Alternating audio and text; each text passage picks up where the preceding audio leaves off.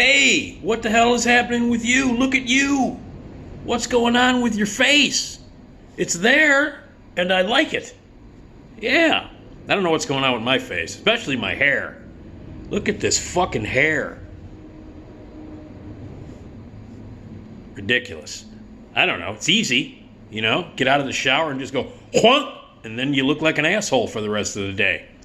That's the way I look at it. Hey, hair and face, how are you? Hey, it's Nick Digilio. Thanks for checking out my YouTube channel. Subscribe. I post almost daily videos. Also, I post at Patreon, which you should check out because that helps me out. You should pick a tier and donate a monthly donation to help me keep the videos going and my podcast going and all that kind of stuff. It's rough times, baby. Helping out would be cool. So go to patreon.com/NickDShow. Patreon.com/NickDShow. You can stop this video right now and go to that. Pick a tier and donate. It'll explain everything to you. You donate, it helps me out, and you get bonus material. You get bonus videos and content and behind-the-scenes stories about WGN and other things that people don't know about.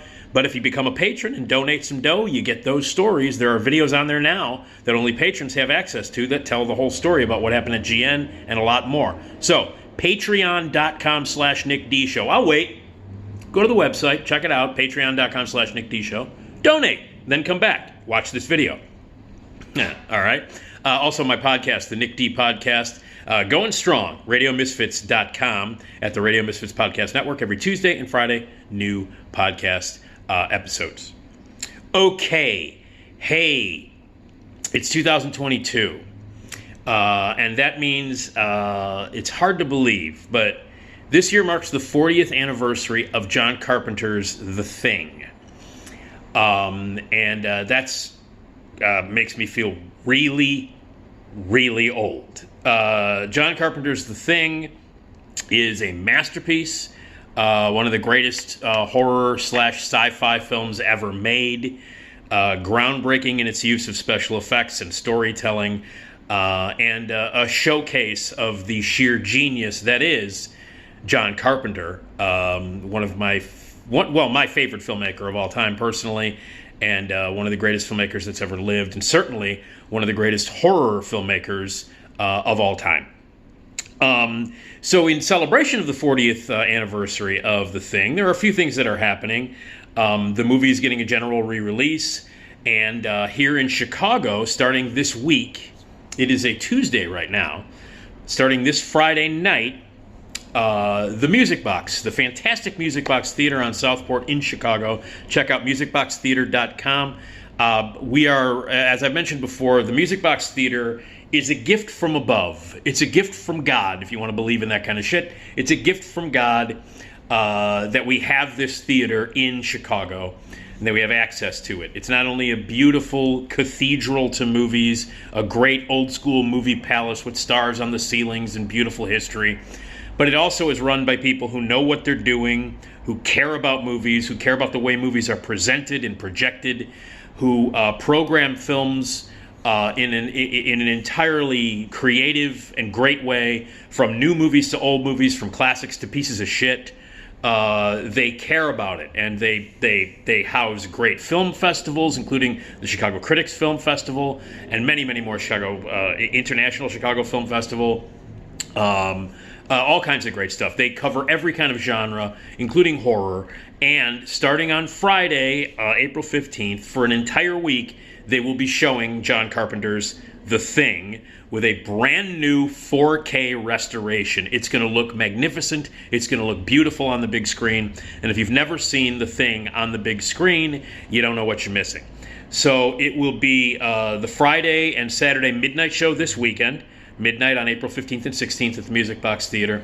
And then during the following week, during this week coming up, there will be a showtime each night, normally late, around 9:30, 9:45, throughout the entire week. So you have a chance to see it, I think, 8 times, starting on Friday, to see it on the big screen in this beautiful 4K restoration. And you need to take advantage of it. If you haven't seen The Thing on the big screen, especially because it's this incredible, beautiful 4K restoration, I highly suggest, no, I demand that you do it. I fucking demand that at some point this week coming up, starting on Friday night at midnight, Actually, there's a 9:45 showing as well this Friday night.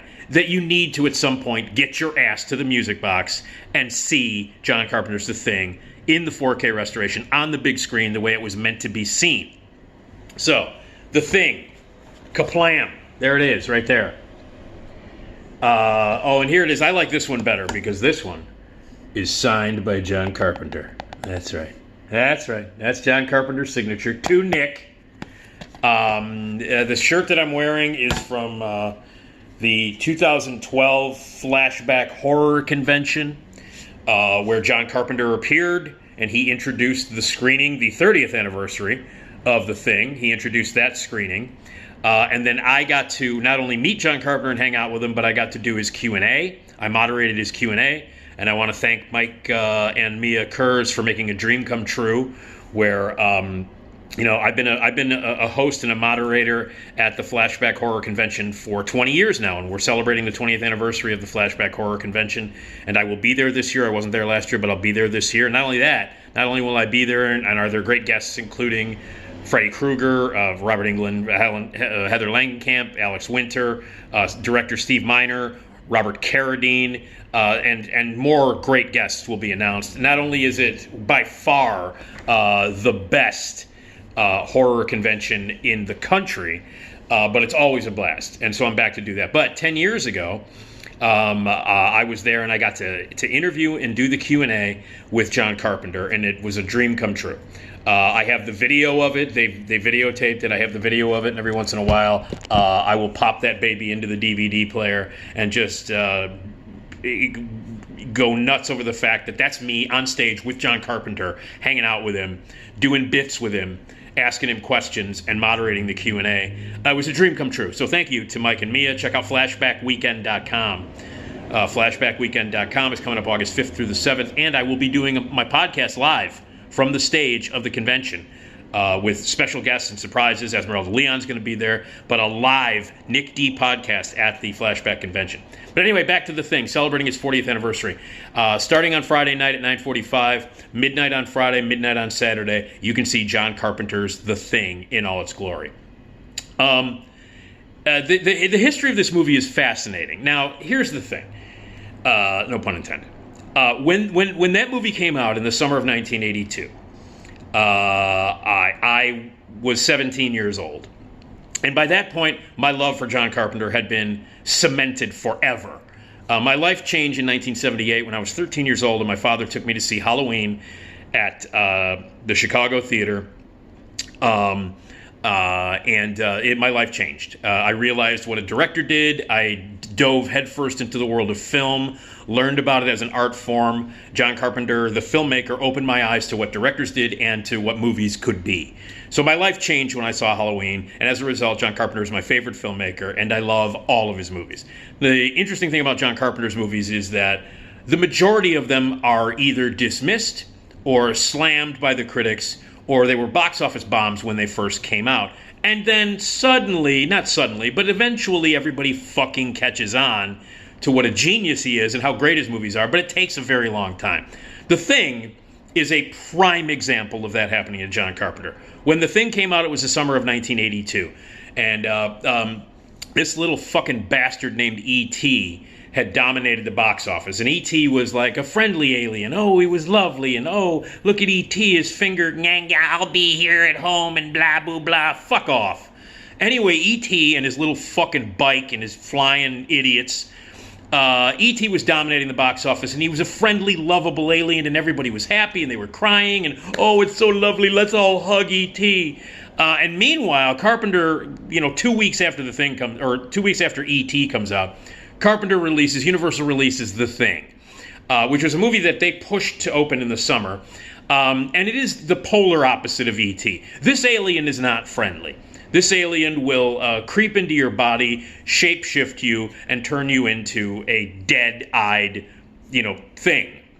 And the core thing that this thing wants to do, that wants to accomplish, is to infest the entire world, to infect the entire world and take it over. And it starts at an outpost in the middle of Alaska. I'm sorry, in the Antarctic. They shot it in Alaska. In the Antarctic, And it starts with these group of guys who are stuck in this outpost in the Antarctic, when a dog shows up that happens to be possessed by an alien that is a shape-shifting alien, and all hell breaks loose. So it was a dark movie, it was a violent movie, it was a gooey movie filled with incredible, gross, gooey, bloody special effects. And it was the polar opposite of E.T. And at that time in the summer of 1982, everybody wanted happy shit. Officer and a Gentleman was a big hit. Love Lift Us Up Where We Belong was on the radio. If I remember correctly, also Rocky 3 was huge that year, and everybody was Eye of the Tiger, and it was, hey, ho, hee, ha, E.T., fun, Rocky, hoo, ha. And then The Thing comes along, which is this really depressing, dark movie that basically ends with the end of the world. It is one of the 3 John Carpenter apocalypse movies. He's got the Apocalypse trilogy that he's made, and this is one of them. And it just didn't, and it bombed. It fucking bombed when it came out. And you can add also to that list, Blade Runner came out that year, another dark science fiction movie about a dystopian future that was very dark, and that also bombed. But years, of course, now 40 years later, people look back at Blade Runner and realize that it is a science fiction masterpiece, and that is one of the greatest movies ever made, and that it bombed at the box office in 1982 because people are fucking stupid. And The Thing, now considered a masterpiece, but in 1982 it almost ended John Carpenter's career. People don't remember that. I do. I was a John Carpenter fanatic, and when The Thing came out, I saw it at a sneak preview, a public sneak preview, at the State Lake Theater, downtown Chicago. Legendary screening because the place was packed. It was a week before it opened. They would do these public sneak previews where, like, you'd look an ad in the paper and says, one night only this Saturday night, see it before everybody else does next week. And it was open to the public. It wasn't a private screening, it wasn't a critic screening. It was a public screening. First come, first serve, get there.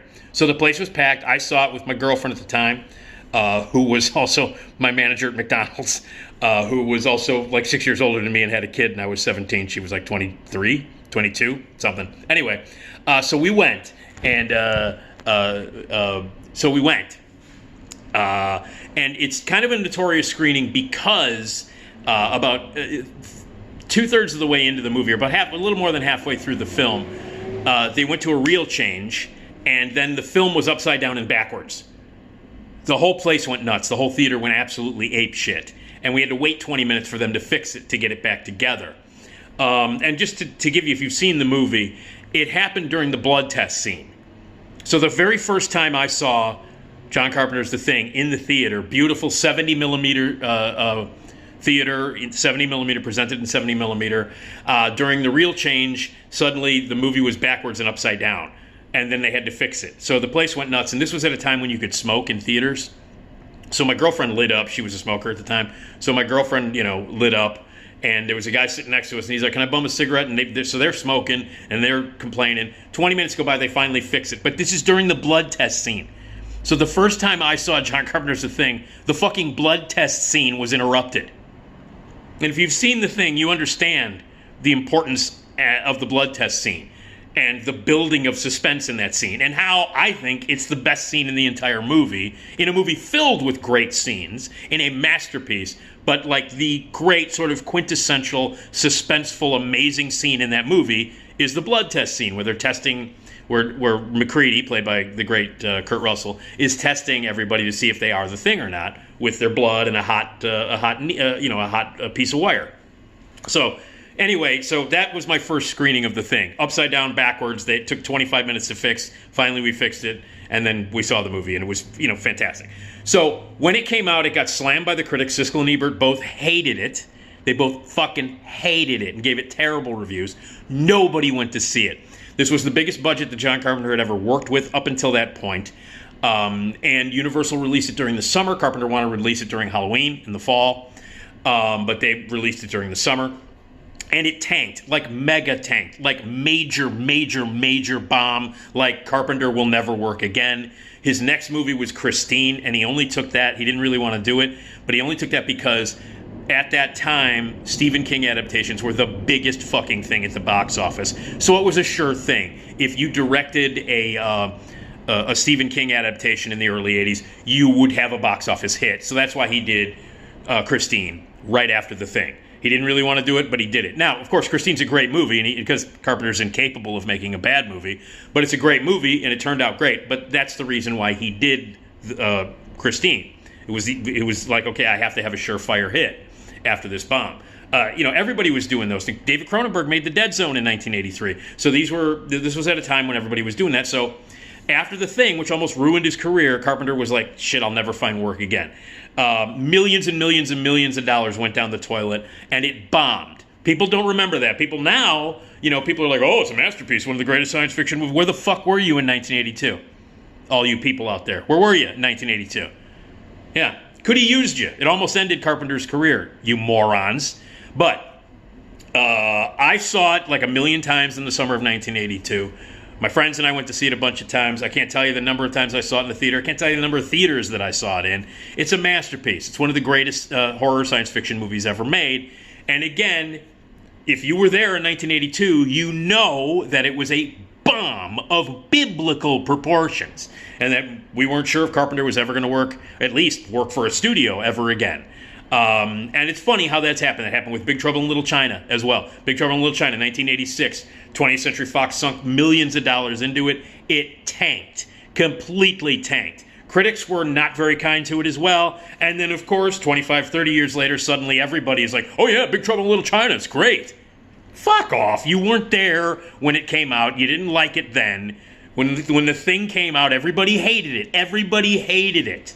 I know that's incomprehensible to a lot of really young people who weren't around, And for all you youngsters out there who weren't around in 1982 or were maybe too young to see it, it tanked, if you can believe it or not, because now everybody knows what a masterpiece The Thing is. And it's a simple premise. These guys stuck, in this outpost in the Antarctic. And this shape-shifting alien is taking them out one by one or turning them into The Thing. The movie is about distrust and suspicion. The effects by Rob Bottin are still, the practical effects in that movie, they can't be touched. They're the greatest special effects, makeup effects ever in the history of film.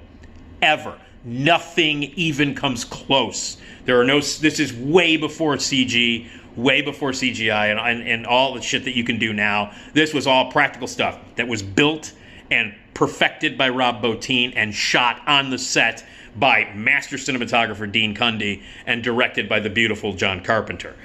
So the effects are amazing, unequaled. The acting is fantastic, one of Kurt Russell's best performances. Everybody in the movie is amazing. It's suspenseful, it's scary, it's funny as hell. A movie that was way ahead of its time in terms of what it's about, in terms of questioning authority, in terms of having mistrust, in terms of just trusting no one. So when it came out, it tanked. It completely bombed. And now everybody loves it. Now it's considered the masterpiece that it deserves. This is a Blu-ray, a great package. It's been re-released a bunch of times. This is one of the original ones. It's out everywhere. You can see it.